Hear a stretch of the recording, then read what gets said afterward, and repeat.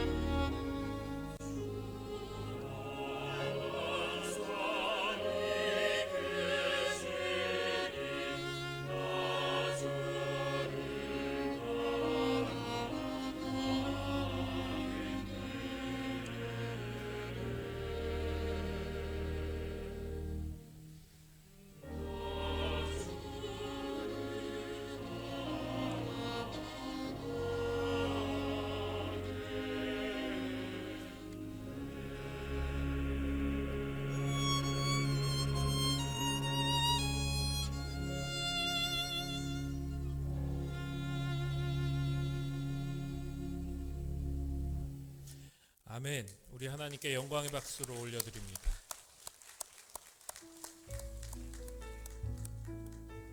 안녕하십니까. 전주 영생교회 소식입니다. 금주 기도 제목은 하나님의 전에 거하며 영원한 평화를 누리게 하소서입니다. 모든 예배가 개별 예배로 진행되고 있고 교회 차량도 정상 운행되고 있습니다. 모든 중직자와 예배 배경 변경이 가능하신 성도님은 반드시 오전 7시 일부 예배에 참석해 주시기 바랍니다. 교육부 예배도 안전한 거리 두기를 지키며 우리의 자녀들이 건강하게 예배드릴 수 있도록 모든 준비를 갖췄습니다. 안심하시고 자녀들을 보내주시기 바랍니다. 카페일이 오전 10시 30분부터 오후 4시까지 열립니다. 많은 이용 바랍니다. 이로선 감사운동 시상이 오늘 3대 배우 시간에 있습니다. 임시장 어르신, 영예본사 임지식 및 교사 임지식이 오늘 비전예배 시간에 있습니다. 새해를 맞이해 30일 성경 통독이 진행되고 있습니다. 한 달간 매일 묵상 분량을 URL 주소로 보내드립니다. 기간 동안 성경 일독을 완독하신 분들은 2월 14일까지 교역자에게 알려주시면 소정의 상품을 드립니다. 설 명절을 맞이해 어려운 이웃을 섬기기 위한 구제 광고를 배포합니다. 넉넉한 마음으로 함께해 주시기 바랍니다. 아름다운 교회 문화를 만들기 위해 분리수거 공간을 새롭게 만들었습니다. 쓰레기를 배출할 때는 분리수거를 철저히 지켜 아름다운 문화를 함께 만들어가길 소망합니다. 차량 및 관리 입사로 교회에서 함께할 직원을 모집합니다. 관심 있으신 성도님은 행정실 및 교육자에게 문의 주시기 바랍니다. 지난 별빛 포션투용 카페일 음료 교환 쿠폰을 구매하신 분은 언제든지 카페일에서 사용 가능합니다. 많은 이용 바랍니다. 이번 주 본당 정수와 표보 공사는 21여 년도에, 직통 공사 3,000교, 외부 정수는 500만 년도에, 소독 및 공약의 장부입니다. 목적헌금 성전복구 제왕금을 드리신 성도님입니다. 소중하신 성도님입니다. 전유영님께 소식이었습니다. 오늘 우리에게 주신 하나님의 말씀은 미가서 4장 2절 말씀입니다. 제가 봉독해 올립니다. 곧 많은 이방 사람들이 가며 이르기를 오라 우리가 여호와의 산에 올라가서 야곱의 하나님의 전에 이르자. 그가 그의 도를 가지고 우리에게 가르치실 것이니라. 우리가 그의 길로 행하리라 하리니 이는 율법이 시온에서부터 나올 것이요 여호와의 말씀이 예루살렘에서부터 나올 것임이라. 아멘. 헌금 시간입니다.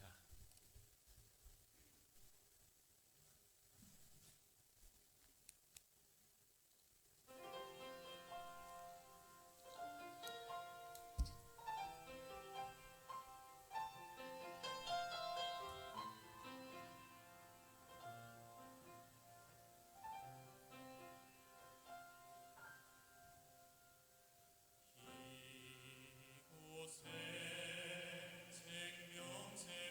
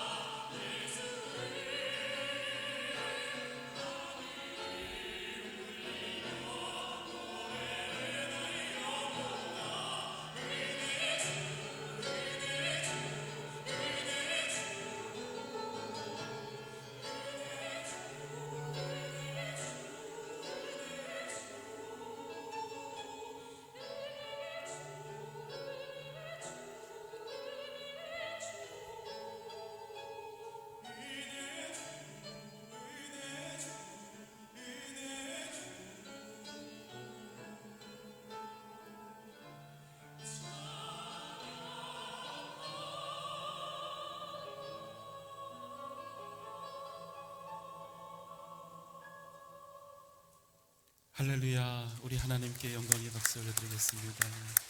아름다운 찬양 들려주셔서 감사합니다. 오늘 또 하나님께서 우리에게 귀한 선물들을 보내주셨습니다. 새 가족이 3분 오셨습니다. 항상 우리 임차승 장로님 전도를 정말 열심히 하시는데, 임차승 장로님께서 고윤길 성도님, 김미화 권사님 전도해 주셨고, 또 우리 박예랑 권사님이 김용덕 성도님을 이렇게 모셨습니다. 한 번만 잠깐 자리에서 좀 일어나 주시면 저희가 인사를 드리겠습니다. 이쪽에 계십니다. 우리 큰 박수로 환영하겠습니다. 잘 오셨습니다. 잘 오셨습니다. 고맙습니다.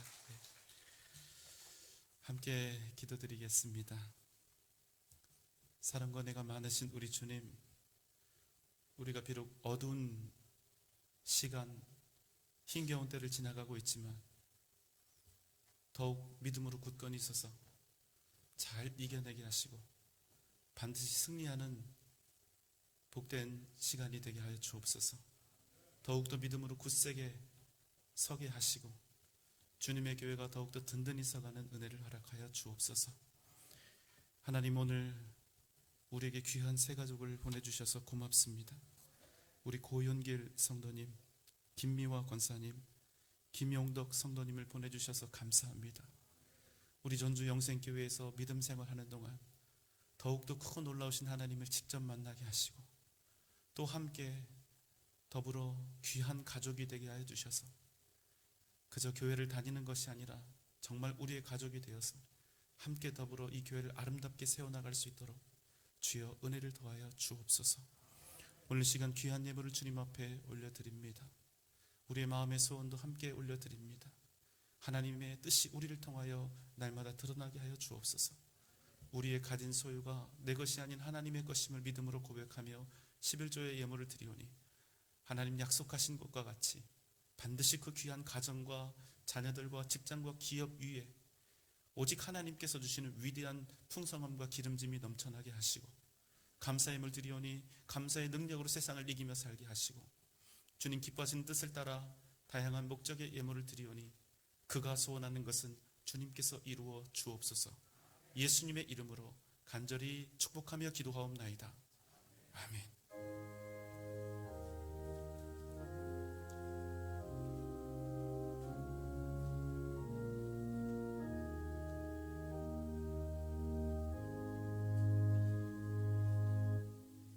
지금부터 1호선 감사운동 시상을 진행하도록 하겠습니다. 수상자는 앞으로 나와주시기 바랍니다. 수상자의 박시현, 조미경, 최영수 권사입니다.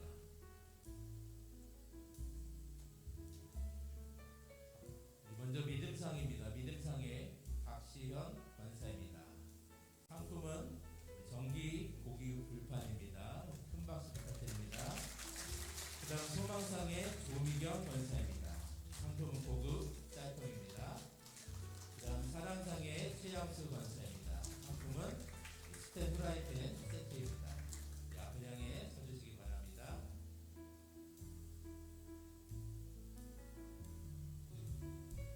엄청 비싼 걸 드리는 거 아닌데 품목을 친절하게 불러줘서 좀 당혹스럽습니다.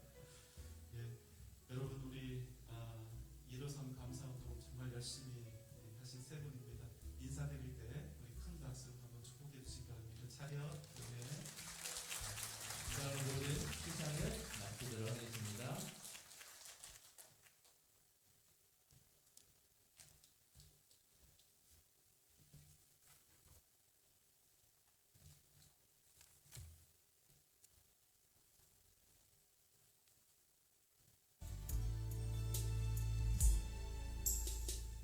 안녕하세요. 박시영 권사입니다. 제가 단 100년을 살면서 적지 않은 시간들을 교회 안에 있긴 하였지만 늘 뭔가가 채워지지 않는 갈급함들이 있었고 또 설령 응답이 있었다 해도 만족스럽지 못한 불만들이 그치지 않았습니다. 그런 가운데 이번 1호선 감사운동을 제가 적극적으로 동참하게 되면서 제 삶에 작은 변화가 생겼습니다. 하나님께서 그동안 얼마나 부어주셨는지 새삼 알게 되었고 또 지금도 저의 필요를 아시고 미래까지도 오롯이 하나님만 바라는 확신을 주셨습니다. 그렇다고 제가 잘 먹고 잘 사는 것은 물론 아니지만 하나님께서 제게 행하신 그 모든 일에 제 안에서 감사가 있게 되니 하나님의 그 크신 사랑과 은혜가 더 확실하게 분명해졌습니다. 정말 감사합니다. 안녕하세요. 함께하는 153 운동을 처음 접하면서 제 삶의 큰 변화는 감사가 적은 제 삶에서 감사가 점점 늘어난다는 것입니다. 평범한 일상생활을 감사하지 못하고 당연하게 여겼었는데 이제는 감사의 영역이 조금씩 늘어나게 되면서 저도 모르게 감사하는 마음으로 변화되는 것을 경험했습니다. 한 번은 저희 부부가 운영하는 사업장에 가야 하는 상황이 있었습니다.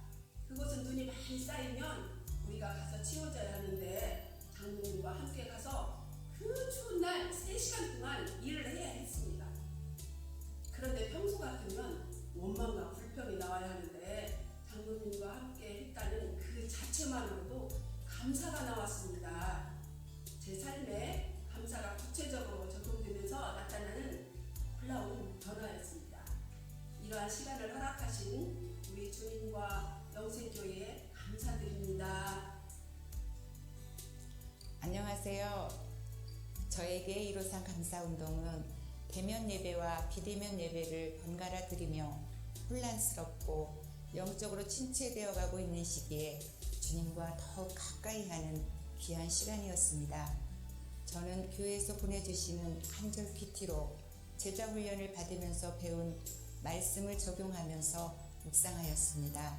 그러는 가운데 주님께서 내게 베푸신 크신 사랑과 은혜를 체험하며 성령의 감동으로 폭풍 눈물을 흘린 적도 있습니다. 세상의 기준으로 볼 때 지금 나의 모습은 감사할 조건이 없는 작고 초라한 모습이지만 나를 사랑하시는 이로 말미암아 넉넉히 이길 수 있음에 감사했습니다. 내 삶의 주인이신 나의 아버지께서 나와 함께 하시는데 두려울 것이 없으며 나의 작은 신음소리에도 응답하시는 주님께서 모든 걸 이루어 주실 줄 믿기 때문입니다. 나의 아버지 그리 아니하실지라도 감사합니다. 하나님, 글을 잘 들리게 해주셔서 감사해요. 하나님, 새로운 전지성을 보내주셔서 감사합니다. 하나님, 맛있는 맛을 느낄 수 있게 해주셔서 감사합니다. 하나님, 운전면허 따게 해주셔서 감사합니다. 문화상품권 주셔서 감사합니다. 하나님, 졸업하게 해주셔서 감사합니다. 하나님, 앞길로 섬기게 해주셔서 감사합니다. 교회에서 예배드리게 해주셔서 감사합니다. 하나님, 저희가 더 건강하게 해주셔서 감사합니다. 하나님, 애를 드리게 해주셔서 감사해요. 사랑해요.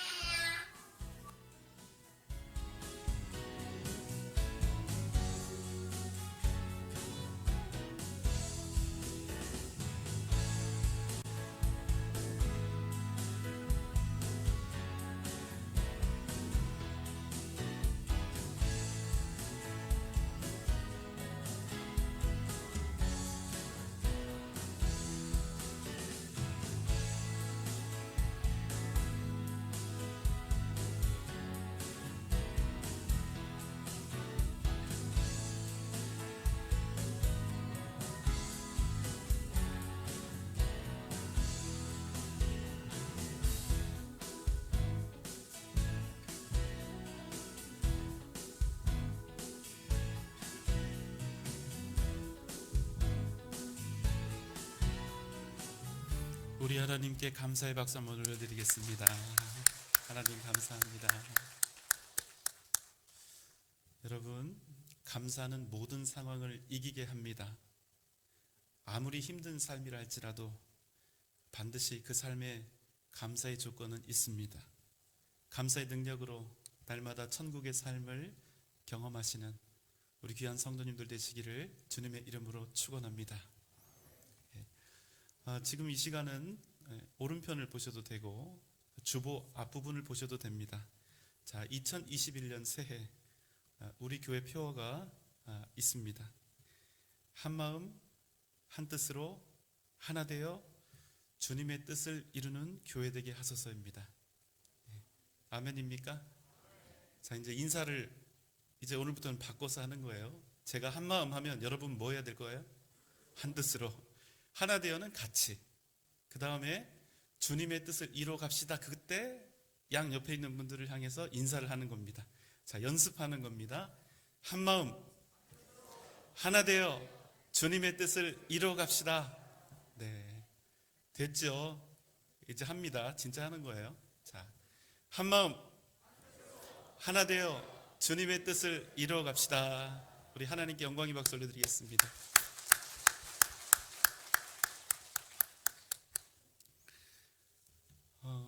얼마 전에 정말로 가슴 아픈 일이 있었는데 세상을 굉장히 떠들썩하게 했던 정인이 사건을 여러분 기억하실 겁니다. 홀트 아동복지회에서 8개월 된 예쁜 아가를 한 부부가 입양을 했는데 그 양부모가 8개월이라고 하는 짧지 않은 그 시간 동안 그 아기를 아주 심하게 학대를 해서 결국 죽음에 이르게 한 사건입니다.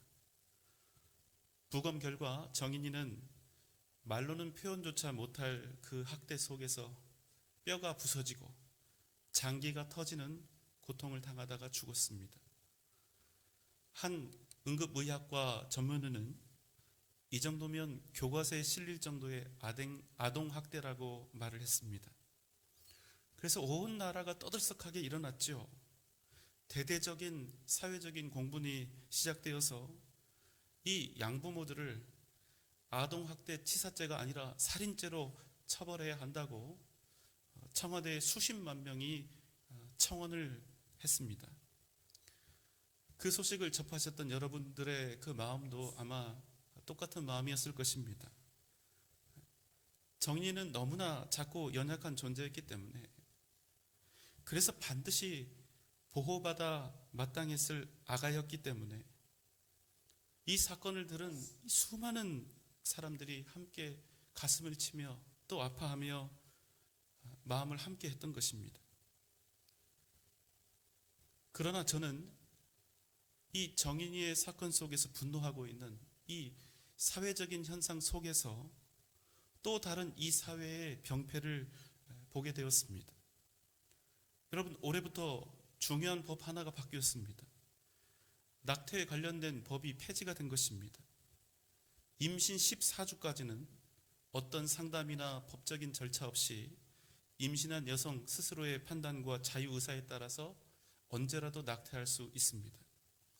또 15주부터 24주 이내는 모자보건법상 낙태 허용 기준에 2가지가 더 추가가 되었는데 사회적, 경제적 사유가 추가가 되었습니다. 그러니까 내용은 이런 것입니다. 임신한 여성이 스스로 생각할 때 내가 살아가는 환경에서 애를 낳아서 기르기가 어렵다, 또 내가 아기를 기르기에 경제적으로 쉽지 않다, 이런 판단이 서면 언제든지 낙태를 가능하게 만든 것입니다. 그런데 어떤 사람들은요, 이것도 부족하다고 이야기를 합니다. 아기를 죽이는 이 중절 수술도 건강보험 적용을 받게 하자는 것이었죠. 그래서 이 낙태를 하고자 하는 여성들이 더 쉽고 편하게 경제적인 부담을 갖지 않고 낙태를 하게 하자는 것이었습니다. 여러분은 어떻게 생각하십니까? 저는 이러한 기사를 읽으면서 과연 그분들이 정인이의 죽음을 어떻게 생각하고 있었을까? 그런 의문이 들었습니다. 보통 우리의 가정에서 아기를 임신했다는 그런 사실을 알게 되면 제일 먼저 생각하는 게 뭡니까? 우리 아가를 어떻게 태교를 잘할까? 이런 고민을 하죠. 태교의 사전적인 의미를 함께 살펴보겠습니다. 난자와 정자가 만나는 순간부터 분만 전까지 임신 중에 부모가 아기를 위해 조성하는 환경과 교육의 전부. 또 낙태에 관해서는 이런 말도 있습니다. 태교는 절대로 무너지지 않는 공든탑이다. 그래서 아기를 갖게 되면 음식도 함부로 먹지 않습니다. 좋은 책을 읽고 좋은 옷을, 좋은 것을 보고 또 예쁘게 생긴 음식을 먹고 또 아름다운 음악을 듣습니다. 무엇 하나 가볍지가 않습니다. 엄마 아빠는 이 뱃속에 있는 아기와 대화를 나누면서 유대감을 쌓아갑니다. 우리 믿는 사람들은 어떻게 할까요? 아기를 위해서 찬송을 불러주고 기도하고 함께 예배를 드리겠죠. 여러분, 왜 태교를 합니까? 이것은요, 믿는 사람이나 믿지 않는 사람이나 공통된 점이 있습니다. 뱃속에 있는 아기를 분명히 하나의 생명이라고 생각하기 때문에, 뱃속에 있는 태중의 아기도 분명한 인격체라고 생각하기 때문에 이 태교를 이렇게 중요하게 생각하면서 10달을 기다리는 것입니다. 여러분, 이 뱃속에 있는 그 존재가 생명이 없고 생명체가 아니고 인격이 없다고 생각하면 우리가 하는 태교는 모두 다 헛것이 되는 겁니다. 그래서 우리에겐 이게 생명이고 이 아이가 소중한 인격을 가지고 있다고 생각을 하기 때문에 그 확신 속에서 우리는 아기의 출산에 이르기까지 아기를 위한 많은 계획들을 세울 수 있는 것이죠. 그런데 여러분, 놀라운 사실은 만약 임신한 여성이 그 아기를 원하지 않게 되면, 나는 경제적인 상황이 어려워, 나는 지금 아이를 낳을 수 있는 형편이 되지 않아, 이런 생각을 갖게 되면 그 즉시 그 귀한 아이는 어떻게 되느냐?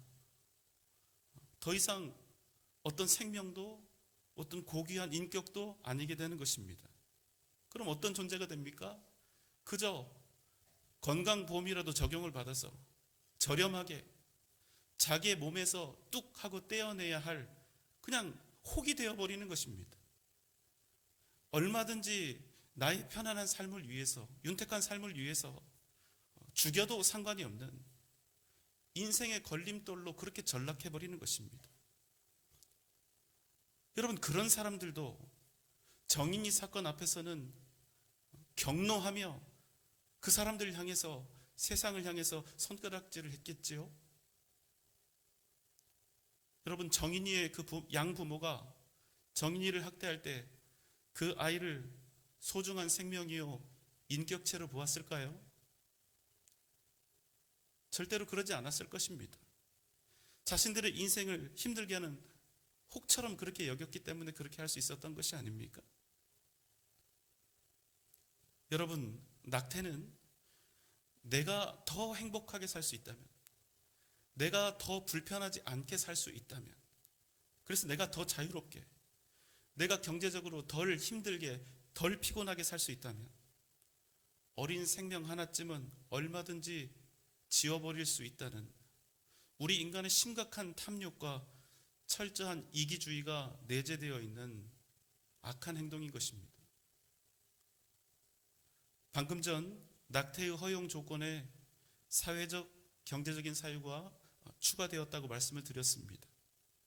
낙태의 이유에 대해서 경제적으로 살기 힘들고 어려워서 어쩔 수가 없었다고, 도저히 낳을 수도 없었고 키울 수도 없는 그런 형편이었다고 말할 수도 있을 것입니다. 그런 결정을 해야 하는 그 마음이야 무엇으로 다 헤아릴 수 있겠습니까? 얼마나 그 마음이 아프고 괴로웠을까요? 그러나 여러분, 그럼에도 그 애타는 마음과 무관하게 어쩔 수 없이 다음과 같은 논리가 생겨납니다. 너무나 먹고 살 것이 없어서, 상황이 그래서 아이를 지울 수밖에 없었다는 그 이유는 결국 돈 때문에, 형편 때문에 내가 아이를 죽였노라 말하는 것과 동일한 것입니다. 여러분, 한번 생각해 보십시오. 경제적으로 힘든 일을 만나면, 상황적으로 좋지 않은 그런 여건에 처해지면 우리가 그러한 이유로 자유로운 선택으로 사람을 죽이는 것이 정당화될 수 있습니까? 그러나 여러분, 정말로 특이하게도 이 아기가 엄마 뱃속에 있을 때는 여성의 자기 결정권을 존중해야 하기 때문에 아기를 얼마든지 죽일 수 있어야 한다고 주장하는 것이, 또 그것을 인정하는 것이 안타깝게도 대한민국 헌법재판소의 판결이요, 지금 이 시대를 살아가고 있는 수많은 사람들, 그 사람들의 생각이라는 겁니다. 뱃속의 아기는 분명히 살아있습니다. 엄마 아빠가 부르면 반응도 합니다. 인격 아직 부족하지만 가지고 있습니다. 말은 하지 못하지만 철저하게 완벽한 인격을 가지고 있습니다. 그런데 이 아기는 철저히 약자입니다. 자신에 대해서 아무런 주장도 아무런 말도 할 수 없습니다. 그런데 그 때문에 사람들은 그 아이가 인격이 없다고 생각하는 거죠. 아기는 분명 존귀한 인격을 가지고 있지만 그럼에도 더 강한 자가 이 세상에서 마음대로 처리해버릴 수 있는 가장 쉬운 그런 소프트 타겟이 된다는 사실입니다. 만약 이 모든 낙태의 행위들이 법적으로 합법이 되었다고 해서 낙태한 그 사람의 인생이 과연 평안해질 수 있을까요? 저는 절대로 그렇게 생각하지 않습니다. 이것은 여러분, 낙태가 법적으로 가능한가 가능하지 않은가 이 문제가 아니라 오롯이 생명에 관한 문제이기 때문입니다. 어떤 경우든 생명을 죽이는 결정을 한 사람은 견디기 힘든 그 짐을 평생 짊어지고 가야 합니다. 평안할 수 있을까요? 무엇보다 우리는 잊어도, 우리는 떨쳐버려도 살아계신 하나님이 누군가의 생명을 빼앗았던 그 일을 결코 잊지 않으실 것이란 사실입니다. 평안을 위한 판단이었지만 절대로 그 사람은 평안하게 될 수 없다는 것입니다. 혹 이미 그런 결정을 하셨던 분이 계신다면 이 시간 하나님 앞에 정말 진심으로 온 마음을 다해서 회개하시기 바랍니다. 그리고 앞으로는 우리의 이 귀한 공동체 속에서 그런 일이 다시는 없도록 우리가 함께 믿음으로 결단하며 나아가야 될 줄 믿습니다. 우리 인간들은 어쩔 수 없는 죄인들입니다. 그래서 이런 일들을 정당하다고 합리화하면서 살아갑니다. 대부분의 사람들은 자신의 평안과 유익을 위해서라면 기꺼이 무슨 일이든지 정당화하려 합니다. 그러나 잊지 마십시오. 이 세상 그 어떤 방법으로도 진정한 평안은 얻을 수가 없습니다. 여러분 한번 생각해 보세요. 내 인생의 평안과 행복을 위해서 가장 심각한 결정이 뭡니까? 누군가의 생명을 해하면서까지 내가 평안을 얻기를 원했다는 거 아닙니까? 그런데 여러분, 그런 심각한 결정을 한다 해서 그 사람의 인생이 절대로 평안해지지 않는다는 것입니다. 그렇다면 진정한 평안은 과연 어디에서 올까요? 우리에게 넘치도록 많은 돈과 높은 명예와 건강이 있다면 그 인생이 진정으로 행복해질 수 있겠습니까? 아니요, 절대로 그렇지 않습니다. 이 세상을 다 가지면 행복할 것 같고 평안을 누릴 수 있을 것 같지만 절대로 세상으로부터 평안이 오지 않습니다. 왜 그렇습니까? 우리는 결국 죽을 수밖에 없는 죄인이기 때문입니다. 로마서 3장 10절로 13절의 말씀입니다. 기록된 바 의인은 없나니 하나도 없으며 깨닫는 자도 없고 하나님을 찾는 자도 없고 다 치우쳐 함께 무익하게 되고 선을 행하는 자는 없나니 하나도 없도다. 이 세상 그 누구도 의인이 없다는 것입니다. 그래서 우리 인생들은 결국 어떻게 됩니까? 영원한 사망과 처절하게 고통스러운 영원한 영벌을 만날 수밖에 없다는 겁니다. 왜 그렇습니까? 우리가 이 땅에서 아무리 많은 것들을 가지고 소유한다 할지라도 죄의 문제가 해결되지 않은 사람은 결단코 구원받을 수 없고 천국에 들어갈 수 없기 때문입니다. 이렇게 말하는 사람들이 혹 있을 것입니다. 나는 하늘을 우러러 한 점 부끄러움이 없다. 그러나 여러분 기억하십시오. 그가 정말로 의인이라면 절대로 그렇게 말할 수 없습니다. 왜 그렇습니까? 의인일수록 오직 의인만이 자신에게 있는 죄와 허물을 바라볼 수 있기 때문입니다. 그 누가 더러운 마음의 생각과 끊임없이 일어나는 탐욕과 죄의 본성을 그대로 소유한 채 천국을 얻을 수가 있겠습니까? 모든 인생, 죄인인 모든 인생은 그래서 그 결말이 영원한 죽음밖에 없는 것입니다. 여러분 잊지 마십시오. 우리가 아무리 이 땅의 부귀영화를 다 가지고 있어도 구원받지 못한 평안은 없습니다. 영원한 생명을 얻지 못한 행복은 다 거짓입니다. 구원을 받아야 비로소 내게 주어진 것들이 진짜 행복이 되고 진짜 평안이 될 수 있는 것입니다. 미가서 4장 1절의 말씀입니다. 끝날에 이르러는 여호와의 전의 산이 산들의 꼭대기에 굳게 서며 작은 산들 위에 뛰어나고 민족들이 그리로 몰려갈 것이라. 미가서 4장 1절의 말씀은 끝날이 이를 것이라 우리에게 말씀합니다.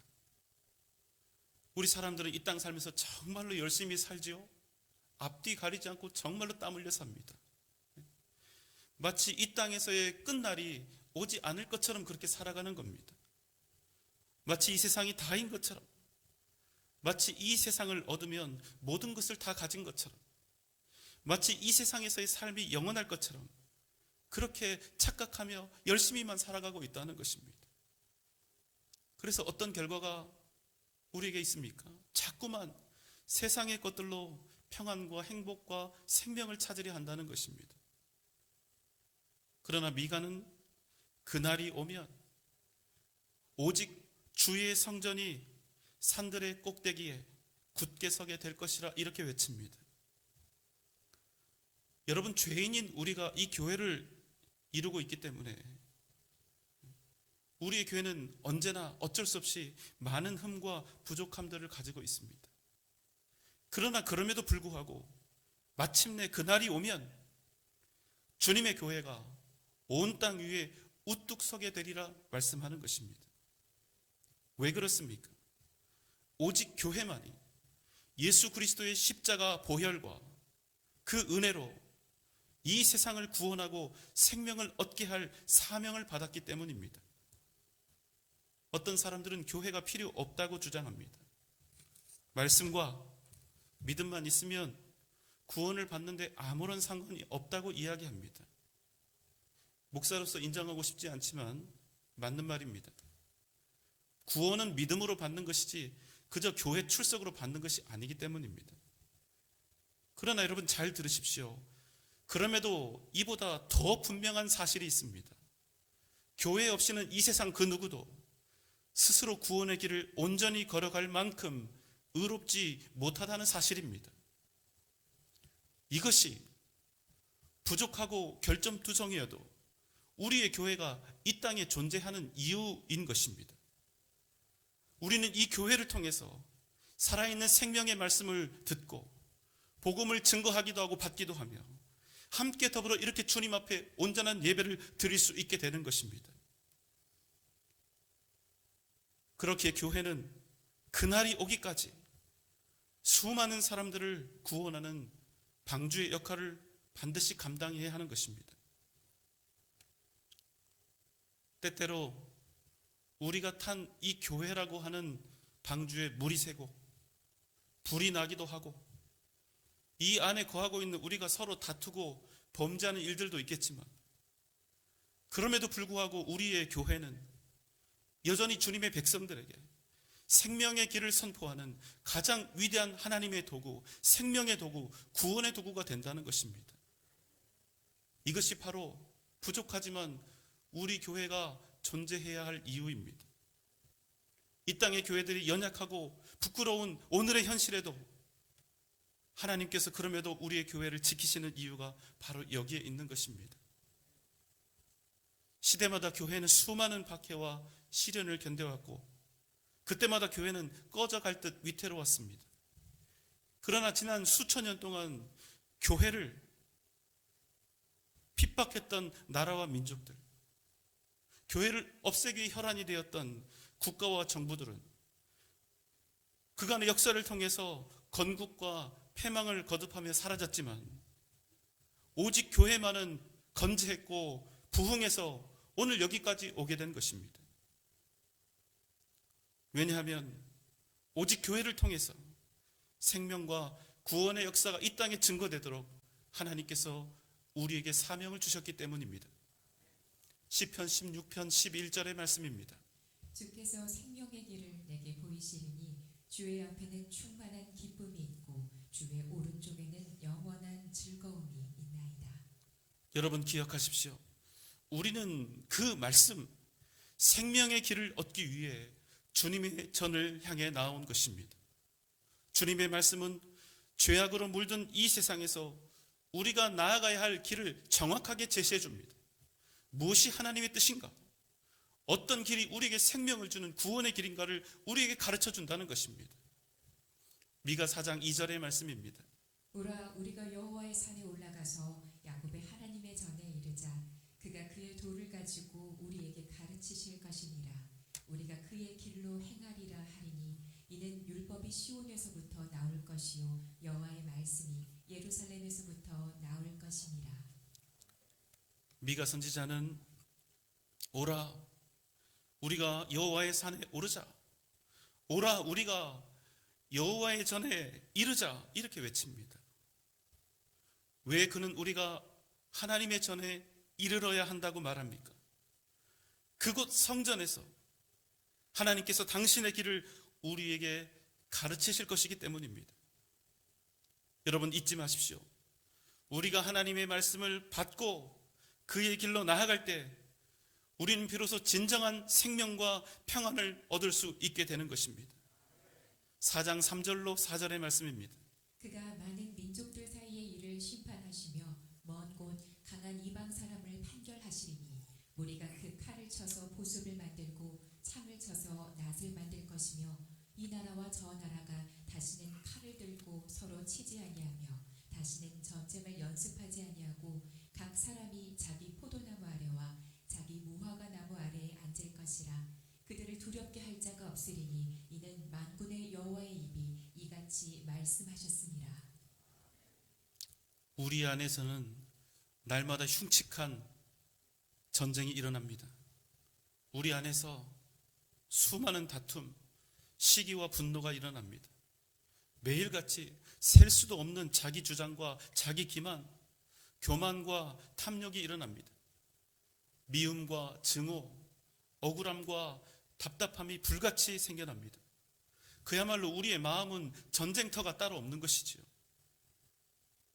그러나 우리의 인생이 주님의 전에 이르는 인생이요, 하나님의 말씀을 붙잡고 우리에게 주신 생명의 길을 따라 오직 믿음으로 순복하며 걸어가면 우리 안에서 끊임없이 계속되던 그 싸움과 전쟁이 멈춰지게 된다는 것입니다.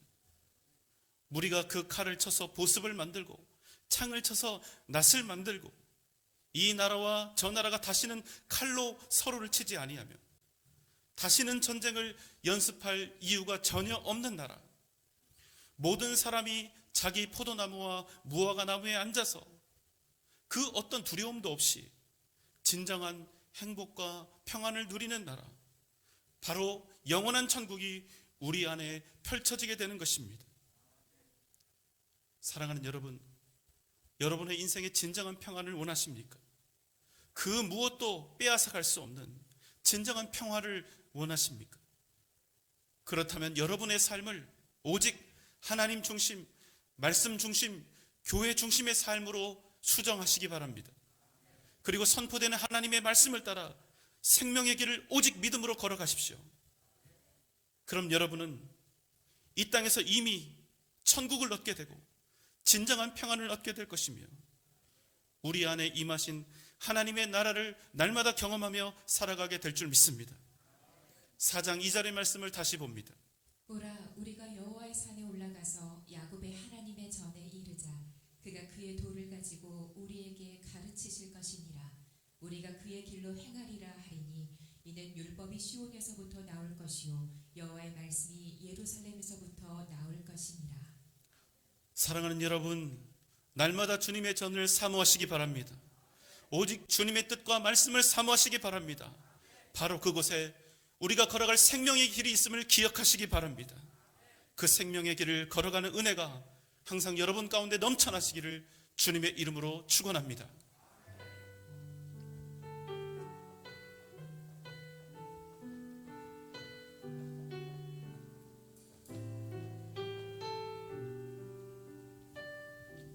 마음속에 어려움이 있을 때, 마음속에 어려움이 있을 때, 마음속에 어려움이 있을 때, 마음속에 어려움이 있을 때, 주님 내게 먼저 오사 내 마음을 만지고, 주님 앞에 나올 수 없을 때, 주님 앞에 나올 수 없을 때, 주님 앞에 나올 수 없을 때, 주님 앞에 나올 수 없을 때, 주님 앞에 나올 수 없을 때, 주님 날 먼저 안으시네. 그럼에도 불구하고, 그럼에도 불구하고 날 살아가시는 내 하나님의 사랑은 나의 모든 걸 덮고, 그럼에도 불구하고 날 안아주시는 내 하나님을 부를 때, 아버지라. 마음속에 어려움이 있을 때, 마음속에 어려움이 있을 때, 마음속에 어려움이 있을 때, 마음속에 어려움이 있을 때,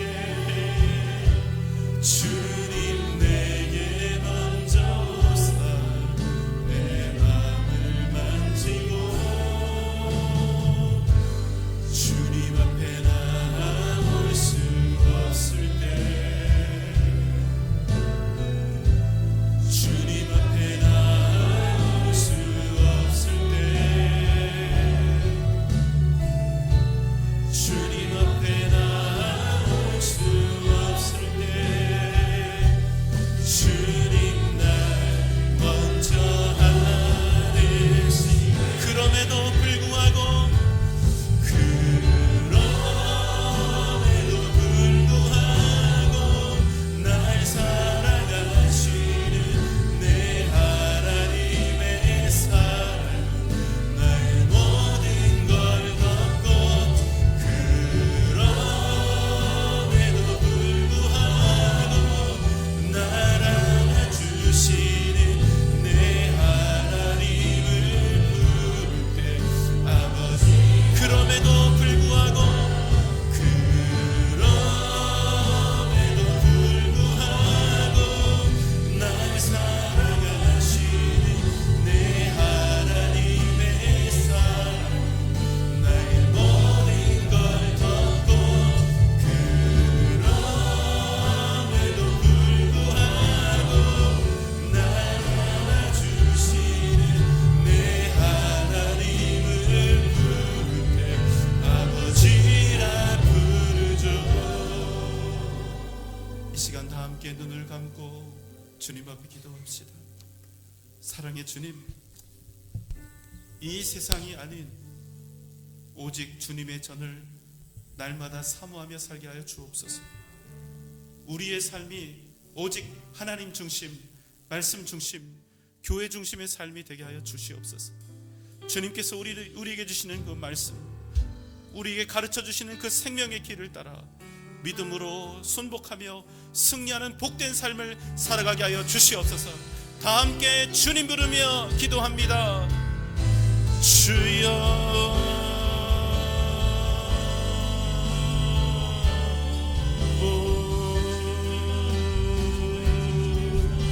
주님, 아버지,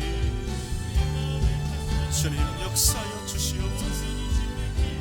주님 함께하여 주시옵소서. 주여 아버지 주님 주님 도와주시옵소서.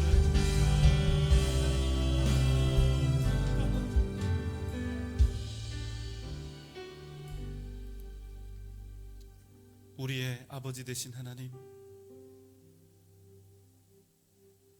우리의 모든 삶이 오직 하나님의 전을 사모하며 애타게 사랑하는 그런 복된 삶이 되게 하여 주옵소서. 우리의 삶이 하나님 중심 되게 하여 주옵소서. 우리의 삶이 말씀 중심 되게 하여 주옵소서. 우리의 삶이 교회 중심 되게 하여 주시옵소서. 주님이 우리에게 가르쳐 주신 그 생명의 길을 믿음으로 승리하며 나아가게 하여 주옵소서. 이제는 우리 구주 예수 그리스도의 크신 은혜와 하나님의 무한하신 사랑하심과 성령님의 감화 감동 역사하심과 그 크신 은혜와 능력과 은총이 이 땅을 살아가는 동안 오직 애타도록 주님의 교회와 성전을 사모하며 오직 말씀에 따라 승리의 길을 걸어가고자 주 앞에 다짐하며 결단하는 우리 사랑하는 전주영생교회 모든 성도들의 머리 위에 이 시간 함께 더불어 주 앞에 예배드린 모든 주의 권속들 위에 각 가정과 자녀들과 직장과 기업 위에 사랑하는 우리 교회와 한국 교회의 미래 위에 이 나라 이 민족 세계 선교 위에 지금부터 영원토록 함께 계실지어다. 아멘.